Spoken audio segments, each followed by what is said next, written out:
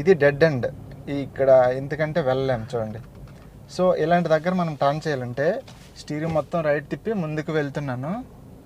ముందుకి ఎంతవరకు వెళ్తున్నానంటే ఓకే ఇక్కడ వరకు వెళ్ళాను. ఇప్పుడు మళ్ళీ రివర్స్ గేర్ వేసుకొని స్టీరింగ్ మొత్తం లెఫ్ట్ తిప్పి బ్యాక్కి వెళ్తున్నాను.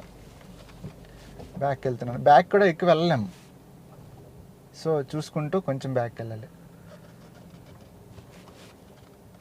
ఓకే అడ్డం వచ్చింది కదా. ఇప్పుడు నేను అంటే బీప్ సౌండ్ వచ్చింది కాబట్టి ఏదో అడ్డం వచ్చింది. నేను ఫస్ట్ గేర్ వేసుకొని రైట్ కట్ కొడుతున్నాను. ఇప్పుడు కూడా కొంచెం నాకు డౌట్ఫుల్గా ఉంది, ఇంకా ఎక్కువ ముందుకు వెళ్ళిపోతుంది కాబట్టి కొంచెం రివర్స్ గేర్ వేసుకుంటున్నాను. మళ్ళీ లెఫ్ట్ తిప్పుతున్నాను. అక్కడ కింద ఎడ్జ్ దిగిపోతాయని మళ్ళీ కొంచెం బ్యాక్ వెళ్ళి కొంచెం బ్యాక్ వెళ్తున్నాను. మళ్ళీ బ్యాక్ వెళ్ళి మళ్ళీ ఫస్ట్ గేర్ వేసుకుంటున్నాను. మళ్ళీ రైట్ తీసుకుంటున్నాను. ఈ విధంగా ఇలా చేయొచ్చు.